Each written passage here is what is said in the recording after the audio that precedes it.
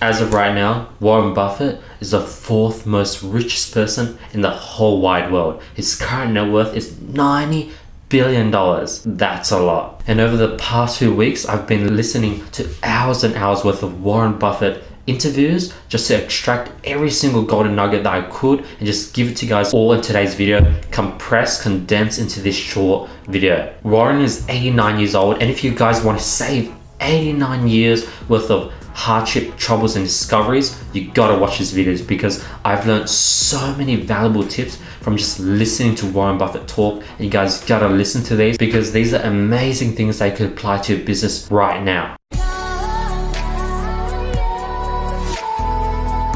Before we get into today's video, let's start by announcing last video's winners for $1,000 worth of courses, consulting calls with me. Your winners here. If you guys want to qualify, all you have to do is drop a comment below, follow me on Instagram, hit the subscribe button, hit the notification bell, hit the like button, and I'll be picking the best comment every single video. Today I got 24 golden nuggets I've learned from Warren Buffett that I'm going to just give to you guys completely for free today. So number one, he truly believes that anyone can do and achieve what he's been able to achieve. Like, he says to himself that he's not some genius, he's not some feat. Like, anyone with hard work and determination and they're willing to learn all the processes can do what he's been able to achieve. And I totally agree with that. I totally think that anyone can do what I've been able to achieve if they just sort of put in the work and they want to take the risks that I'm willing to take. Two, it's not about EQ, it's not about IQ, it's about how much you can output. He truly believes in hard work.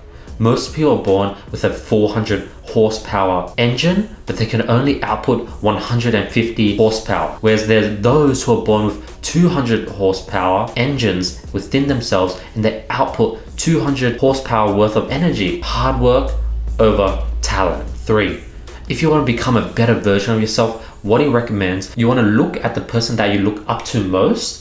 Write down all the qualities that make you look up to them and write them all down. Then you want to look at the person that you despise the most and turns you off the most and list down all the qualities that make you turn off. Now you have a list of things for you to go ahead and apply and a list of things for you to go ahead and completely avoid. Four, don't work with people that make your stomach churn, because if you do that, you're literally marrying for money and it's not worth it. Don't work with a client that just sort of makes you not happy. The money that they give you is not worth it. Don't partner up with someone that you don't like, even if they have amazing skills and qualities, because it's not going to last long term. Five, 3/4 of the managers that Warren Buffett has within his company, they're beyond rich. They have more money than they need. So his daily challenge, in his own words, how do I keep these managers excited about getting up at 6 a.m. every day just as if they were poor? This is what Warren Buffett does, and his job is to basically just keep them excited, keep them hungry, and let them do the innovating. Six, Warren Buffett only invests in companies that he can see and predict what they'll look like in 5, 10, 15 and 20 years from today. Seven, Warren Buffett's biggest mistakes are opportunities he knew were good but he didn't take them, or he didn't double down on and just bought more of. 8, Charlie Munger, Warren Buffett's right-hand man, says all Warren Buffett ideas are stupid. But guess what? Warren Buffett sticks to his guns, and if he believes it's a good idea, he pulls through with it. But if Charlie says they're a really stupid idea, that's when Warren Buffett takes a serious look at his decision. So it's very powerful to have a right-hand man that's always against you, because that's how you grow and really remove all your blind spots. 9, so the reason why Warren Buffett sells his stock for Berkshire Hathaway for like $340,000 for just one stock is because he wants to filter out the type of people that he wants to attract to the company. He wants high quality people with the same beliefs, and he wants to filter out people with high expectations. 10, Warren Buffett as a hunter is waiting for that one big elephant, then he'll shoot. That's what he does with companies. Like, he's a savage. Like, that whole sort of look of him driving his old car, wearing sort of old clothing, not being fancy, just eating simple McDonald's burgers. That's just a front, like he's actually a savage behind the scenes. 11, he says that real investors don't look at stocks every day or every week. If 1 to 2 years go by, it doesn't matter. If you have to keep checking a company's stock, that shouldn't be a stock that you should purchase. That's what real investors do. They invest in the long term. You see all those kids posting like daily like portfolio updates? Like, he doesn't have time for that, and that isn't what real investors do. 12, a good question Warren would ask politicians is, what are you for that majority of your followers are against? That's a question that he would ask politicians. And I learned this, I think it was in an interview when people were asking him about his thoughts on the upcoming elections. Because using this question, you're able to get answers that you wouldn't normally get, because you already know what they're going for. So you shouldn't ask them, hey, what are your goals? Because you already know that. They already talk about them. You want to hear what these politicians are for, most of their followers are against. That's when you can really get juicy questions that can really get a good insight on who they are. And that's an amazing question that Warren Buffett stated. 13, Warren Buffett only invests in things that are in his field of competence. That's why he didn't invest in Microsoft. That's why he didn't invest in Amazon. And he's not worried about the potential loss, because this isn't his game. Just like me, I'm not gonna get into Amazon FBA just because a lot of people are making money in it. I'm not gonna get into real estate just because a lot of people are making money in real estate. I'm gonna stick to my game. I'm just gonna kill at that game. 14, Warren is very quick and open to his mistakes and bad moves that he has done. He doesn't try to make excuses. He just accepts his mistakes and he's open to learning from it. 15, so everyone's always asking, what's the best investment you can make? And the best investment you can make that Warren Buffett suggests is in yourself. And I totally believe in this. That's where you're going to get the highest return if you work on your communication skills, and that itself would increase your value by 50%. You need to be able to have the ability to present your ideas in ways that people will be able to interpret them. That's an amazing tip. I love tip number 15. 16, you only have one mind and one body. Imagine having only one car for the rest of your life. You'll treat that car like a baby. You'll park it undercover. You'll clean it all the time. You'll wax it. You'll look after it. And you'll treat it like a gem. That's like your body. You should do the exact same thing with your body, and a lot of people take their body for granted. That's another amazing tip. 17, you are who you hang out with.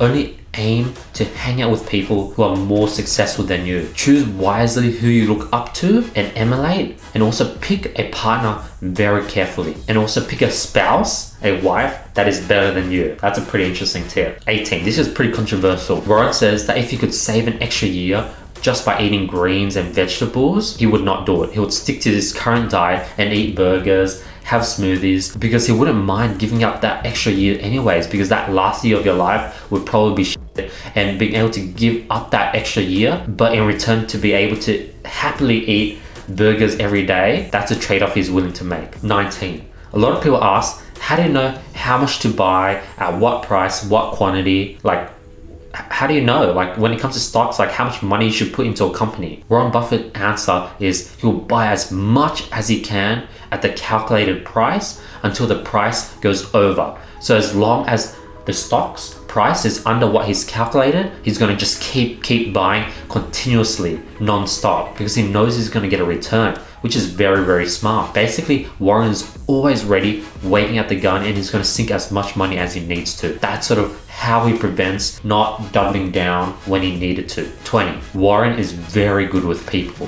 When Coca-Cola did a bad move and did too many buybacks, Warren did not put in his point of view and did not push it. You know, he's brought to all these company meetings, he's a board member, but he's not going to go ahead and be like, hey, I don't recommend you guys to do that. Like, this is their company, and he does not push it, and he's very good with people as a result. He's just grateful that the company has made him lots of money, and that the person who talks the most doesn't get invited to parties. That's a very good quote. Some CEOs don't like much dialogue from their sort of board members. And Warren, no matter how successful he is, he's not going to correct people who don't want to be corrected. 21, Warren never buys in IPOs. This is a pretty controversial because it doesn't make sense.